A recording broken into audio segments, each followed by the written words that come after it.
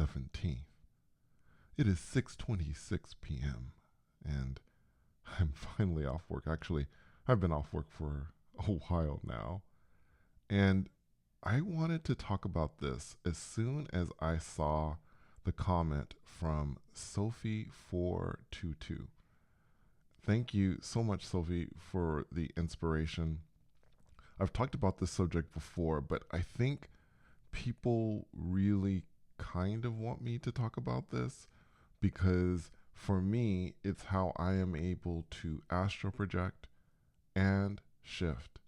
Now, I want to first preface this by saying that when this happened to me as a 9-year-old kid, I had no idea what it was. And to this day, I don't know exactly why it happened. It wasn't like I was able to go on the internet. This was 1978, and I was able to, look up some sort of method and say, okay, you go through different steps. That's not what happened at all.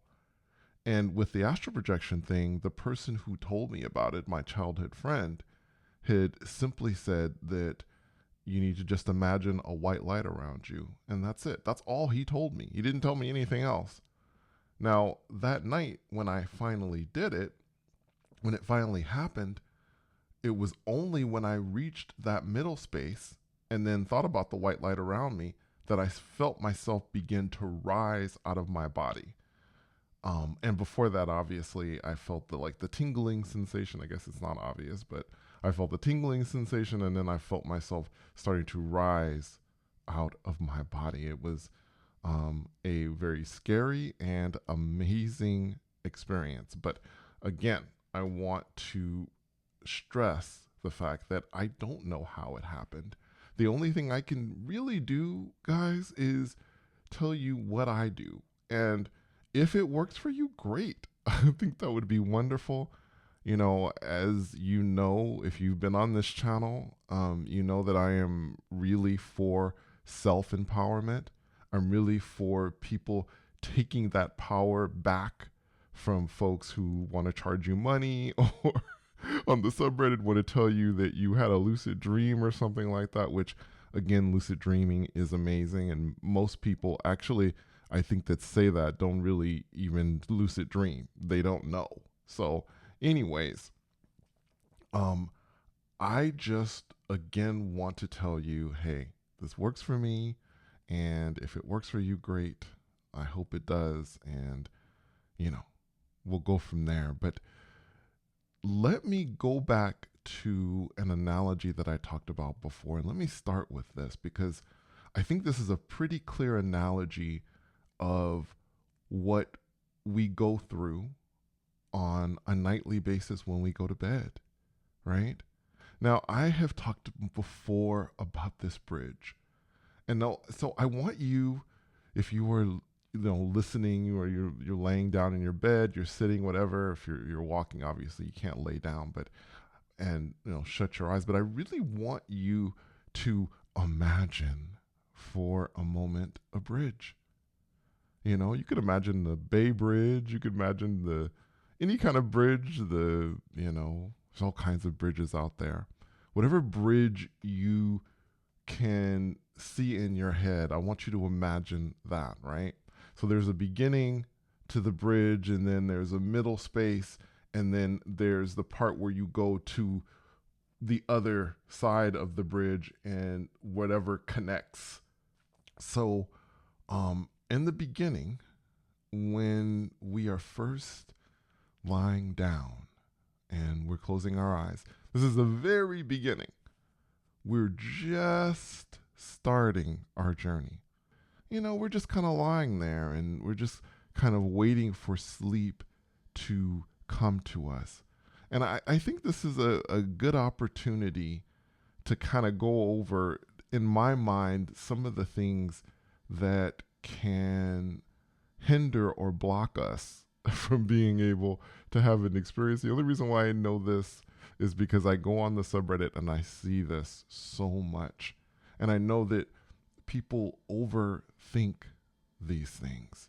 They will sit right when they close their eyes and they're sitting there going, okay, what was that feeling? I just felt something. Okay, am I lying in the right position?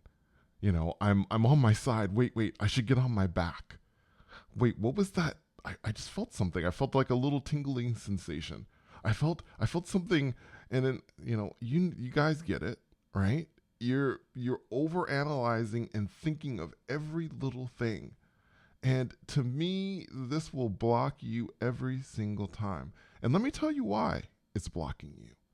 Because your conscious mind is sitting there analyzing and doing these things. And it is my belief that your conscious mind isn't going to get you out of your body. Now, think of your conscious mind and your more expanded self, or what some call, or what many call their higher self. Think of a motorcycle, okay? And you're going to go on a trip, right? And so on this trip, if you're going to have an experience, whether it be shifting or astral projection, you're not going to be driving the motorcycle, okay? It's going to be your more expanded self. You are going to be a passenger on the back. You're going to be hanging out. Now, the more expanded part, or what people call their higher self, that's still you. And this is the thing, I think people tend to put that part of themselves on a pedestal. They're like, oh gosh, it's so hard. That's you, okay? That being that oversees all this stuff, and that, because it is my belief that we are infinite. There are infinite versions of us out there, all these things happening at once in the moment simultaneously. That being is overseeing and understands all of this stuff. It has always been and will always be. That is the part that's going to be driving. That's going to be the part that's driving. It's still you, guys. It's still you. But it's important to allow that more expanded part to take over. And it makes it more difficult for the more expanded part to take over if you're sitting there and you're over analyzing everything and you're thinking. That thinking part is the most, is the thing that will stop you the most. Look, if you're going to take a drive, let's continue with this motorcycle analogy. If you're going to ride a motorcycle around the conscious world, the 3D world, going to school, right? Or going to work, doing your homework, being with family, relationships in this conscious world. Hey, the conscious mind is great. That's what it was made to do, to help you get through this life. That's what it does. And it filters out all the things that you don't need, all the things that will distract you from going through your life. Now, you want that conscious part to take a back seat, literally, to take a back seat on this. And this is the way to begin to allow the more expanded self to take control, right? This is what's also meant when people say you need to let go. In other words, you need to let that more expanded part of you take control, to drive. So that's one of the things I really want you to think about if you're going to make an attempt with one of these experiences, is to get into that mentality that you are taking a ride with your more expanded self and you're allowing it to take over, right? So let's go back to the bridge, all right? So we're lying there, and one of the things that we can do to help us through this process is to not think so much. First, we want to put it out there in our thoughts before we lie down, before we close our eyes. Hey, this is what I would like to do. I would like to have an astral projection experience. I would like to have a shifting experience. This is what I would like to have. And then once you put it out there, you release it like in a balloon or something like that. You just, okay, let the universe, let the universe take care of it. At that point, your job is to get on the back and just relax. And this is where the meditation thing comes in. I see this also in the subreddit. People are like, well, is there a way I can do this without having to meditate?